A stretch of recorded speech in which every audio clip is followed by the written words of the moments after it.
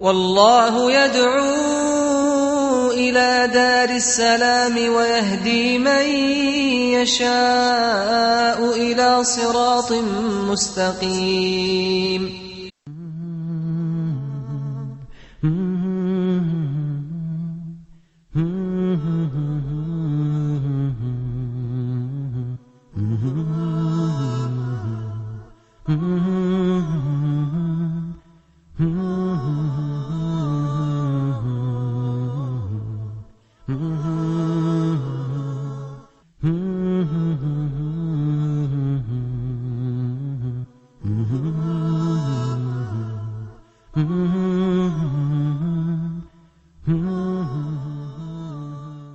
بسم الله الرحمن الرحيم. الحمد لله والصلاة والسلام على رسول الله وآله وصحبه ومن اهتدى بهداه.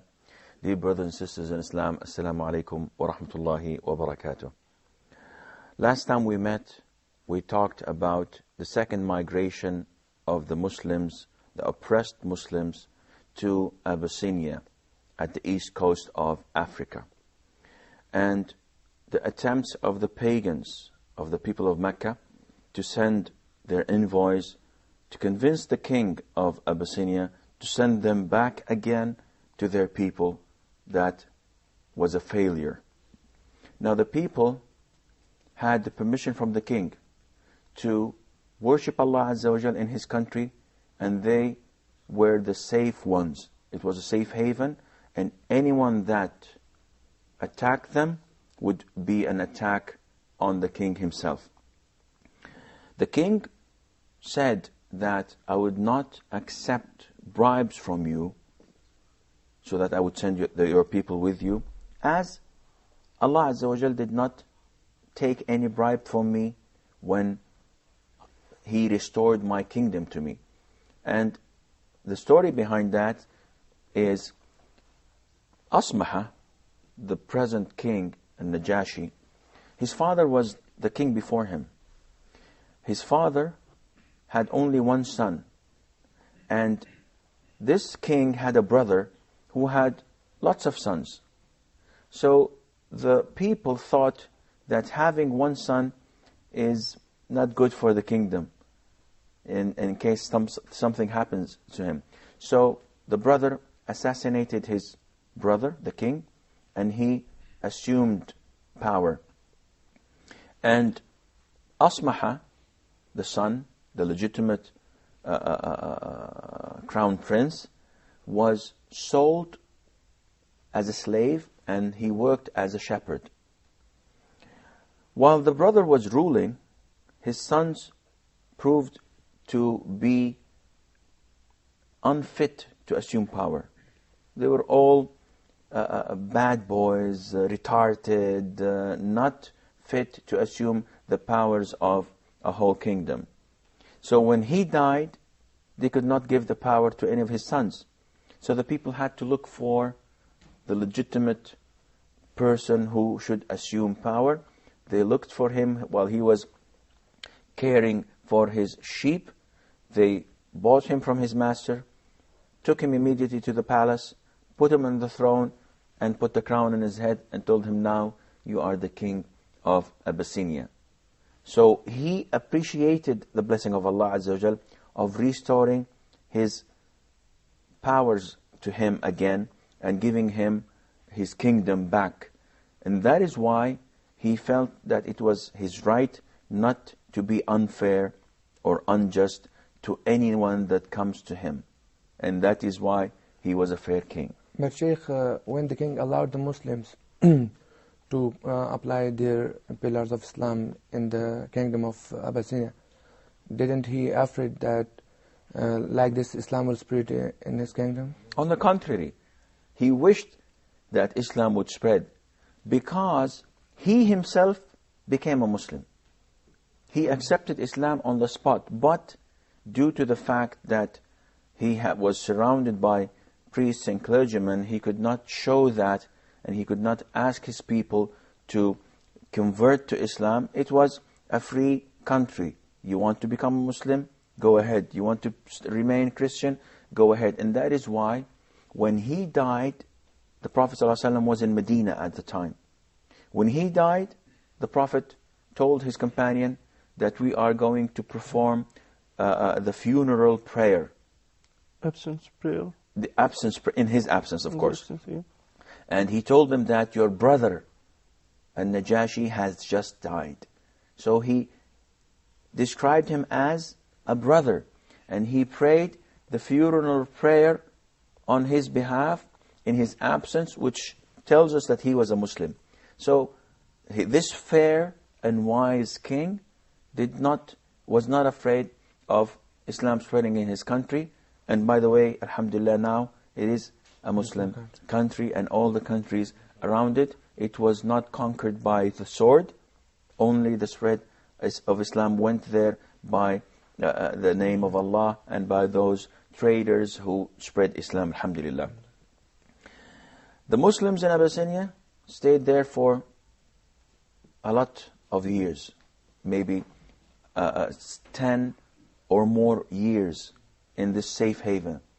They have enjoyed praying, fasting without being freely without being oppressed. Okay. Going back to Mecca, it was a different story altogether. The punishment, the torture, the oppression was still going on and on and on. It was physical, it was mental, it was in any means that the pagans could inflict harm to the Muslims. We know that Abu Lahab, the uncle of the Prophet ﷺ, was among his fiercest enemies. He was one of the strongest people taking position against Islam. He opposed it 100%. Unfortunately, he had two sons. He had Utbah and Utaybah. And they were married to the Prophet's daughters, Kulthum and Ruqayyah. And the minute the Prophet ﷺ declared his message, they divorced his daughters. So this was mentally harmful for the Prophet ﷺ to see his loved ones, his daughters, being divorced because of the message of Allah Azza wa Jal. But that did not deter him ﷺ from pursuing his call and message. Utaybah, who was the cousin of the Prophet ﷺ, and his son-in-law, after that divorce, started insulting the Prophet ﷺ. And in one incident, he grabbed the Prophet ﷺ from his shirt, tore his shirt, and spit on his face. But his spit did not reach the Prophet ﷺ. And he said so many bad things about the Prophet ﷺ that made the Prophet raise his hands and pray to Allah, saying, "O Allah, send him one of your dogs." That was it. And the pagans were so afraid when someone makes a supplication or praise towards them, especially in the Mecca area. Utaybah soon afterwards left on a business trip with a caravan to the north of Arabia, to Sham. And at one night, they were camping, and they were hearing the sounds of lions and wolves. It was night. It was scary. So and he knew that the Prophet's prayer is going to be answered. And his companions were relaxing him. It's okay, calming him down. There's nothing wrong. Don't be afraid. He said, no. I know. Muhammad is in Mecca. He's my cousin. I know him. And I'm here miles and miles away from him to the north of Arabia. And I know that he's going to kill me while he's in Mecca. So his friends started making circles to protect him in the camp. And he was in the middle and the center of that circle. And hours later comes a very big lion going and passing these circles, and everyone is terrified. He's a lion. And he went on and on. He passed everyone until he went to Utaybah and got his head off. And everyone knew that this is the result of the prayer of the Prophet ﷺ, of that person who insulted him and who attacked the Prophet alayhi salatu wassalam. And it's been 7 years since the Prophet ﷺ declared his message and called people to Islam. And when the pagans felt that they are failing in their strategy, they cannot stop people from embracing Islam. They could not bring the people back from Abyssinia.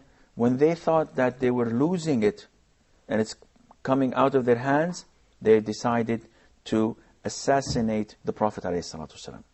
I want to ask a question. Why they aren't converted to Islam, although they saw Utayba assassinated by the lion? It was not only Utayba that should have proved to them that the Prophet was honest and sincere. There were so many miracles. The Quran itself, their dignitaries, Al-Walid ibn al-Mughira, Utbah ibn Rabi'a, once they go and talk to the Prophet ﷺ, trying to convince him, trying to seduce him, you want power, you want money, you want women, you want medication, we'll give that to you, whatever you want. Just leave what you have. The minute the Prophet read ﷺ verses of the Quran, the man completely transformed. The Quran is the biggest miracle, and they all know. We are told in the Quran that they know deep down inside that this is right, but they just refuse it on the surface. Abu Jahl, one of the enemies of the Prophet ﷺ, said, Muhammad, we are not saying that you're lying, but what you're bringing is lie. He knows that he is not lying, and he cannot accept this because of the arrogance. He told them once in a meeting, just simply say one word, and all the Arabs and the non-Arabs will be at your feet. They will be following you. They will be accepting whatever you tell them. So they told him, it's not one word that we will say 10 words. What do you want us to say? He told them, say, La ilaha illallah. Just say that there is no God but Allah. And then they came back to their senses and said to him, you want us to shun all our idols? To disbelieve in all our idols? This cannot be done. This cannot be. We are believers of it. So their refusal is not because of disbelief. It is out of arrogance. They're so arrogant to the extent that they're not willing to accept the message of Allah Azza wa Jal. And that is why they're trying to fight it. They're going out of their way to fight it and to preserve and keep the powers in Mecca. Everybody is coming in pilgrimage to worship their idols. What would happen if there were no idols? No pilgrims will come. Yeah. This is what they thought. But they didn't think of the positive side, which was that if you witness that there is no God but Allah, that Allah Azza wa Jal will bring everybody in this to you, and this is the case. I think that we have a short break, and inshallah we'll be right back.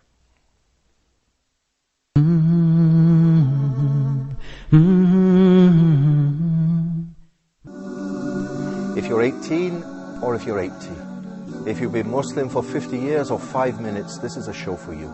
You know, when 5 times a day our foreheads touch the ground in prayer, we beg for what's most important in our lives. We want to be good people, better Muslims. We want to serve Allah Almighty with all our hearts.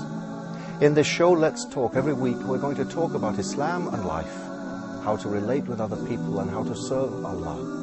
We'll have studio guests, we'll have a live studio audience, there'll be an email for you to write to, talk@huda.tv.